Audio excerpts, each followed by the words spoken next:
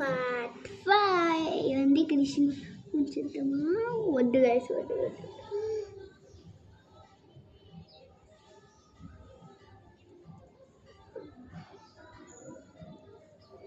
My God GG మనకి నాకేమిచ్చింది తెలుసా కృష్ణుడు.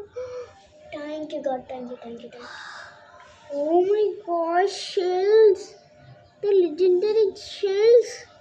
నేను ఇప్పుడే చేసిన ఏమన్నా